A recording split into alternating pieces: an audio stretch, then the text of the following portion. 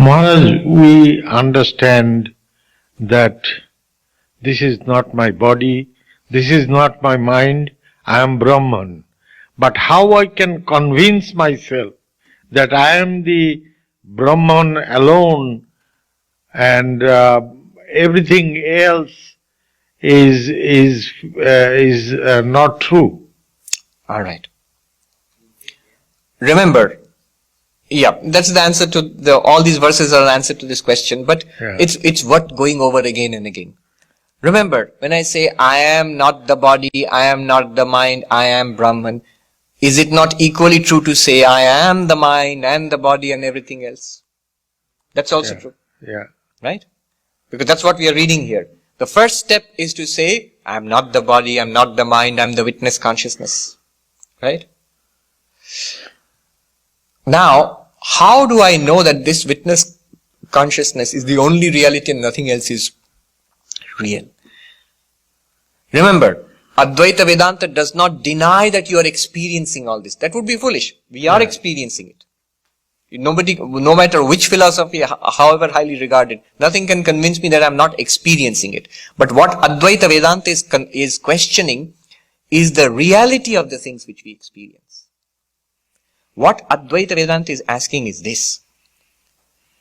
If you understand that you are consciousness, then all of these things which you experience, do you not experience them in consciousness? What Advaita Vedanta is going to try to prove is that all the things that we experience have no reality of their own apart from the experiencing consciousness. I'll repeat that. What Advaita is aiming at is, first of all, it will show you that you are pure consciousness. That's the first stage. Yeah. Second, now look back upon which of all those things you have abandoned. The world, body, mind. All of them are being experienced. The moment you open your eyes, there is a world in front of you. The moment you look within, there is the mind, thoughts, emotions, feelings. Now all of them, Vedanta asks us to see, are they not experienced in your consciousness? There are two steps here. Let me take it in baby steps. Do they not appear to your consciousness? Yes. They appear to your consciousness. One step. Let me take one more step now. When I say they are appearing to your consciousness, is it like consciousness is like the light and there is something else outside which the light is shining upon? That's the image that comes into our mind. I am conscious. I'm a conscious being. And there is a world which I'm illumining with my consciousness. Through my mind, through my eyes and sense organs. We'll leave that part out now. But through consciousness basically. Right? Yeah. Now Advaita Vedanta says that idea has to be abandoned. How? What idea? That there is a light, consciousness like a light, and there is a world. And the light is illumining the world, consciousness is experiencing the world. No. Why? Follow this carefully. That the light is different from this, whatever it shines upon. You can demonstrate. Look at the light, it's a different entity. Look at all this, these are different entities. You can see them separately. You can see the book apart from this light, you can see it outside in some other light. And you can see the light apart from the book. So the two things which can be seen separately, clearly they are two separate things. And you can say the light is something which is separate from the book and is shining upon the book. Example. But in the case of our consciousness, the world is experienced by our consciousness. Is the world which is experienced by consciousness something separate from the experiencing consciousness? If it is, if you claim that the world is separate from the experiencing consciousness, prove it. You cannot prove it. Because to prove it, you will have to experience the world apart from consciousness. But nothing can be experienced apart from consciousness. This is what Advaita is saying. And this is something, even till today, modern science, modern philosophy, which is a very materialistic philosophy. Realism has won over idealism. There's no doubt about it.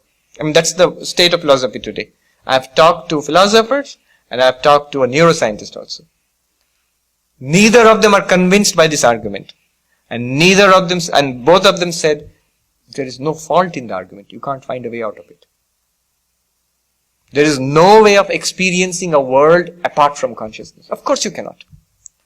Because the world is not experienced apart from consciousness, Instead of saying, my consciousness is witnessing a world or is illumining a world, I have to say, the world is in my consciousness. Why we say consciousness and world? Because we think I am this one, body, and the world is there. So body and world are making a difference. And therefore I think here is consciousness, here is the world. But that's not true. Even the body is in your consciousness. Show me your consciousness and body separately. You cannot. Anytime you experience your body, you experience it in consciousness. The moment it is not in your consciousness, you don't experience the body, as in deep sleep. So, from your point of view, everything that you experience is in consciousness, not apart from consciousness. Now that which goes together and is never seen separately, we have to assume they are connected in some way. They are not separate existences. Just as the table and the wood cannot be separated. The table is a name and form of the wood.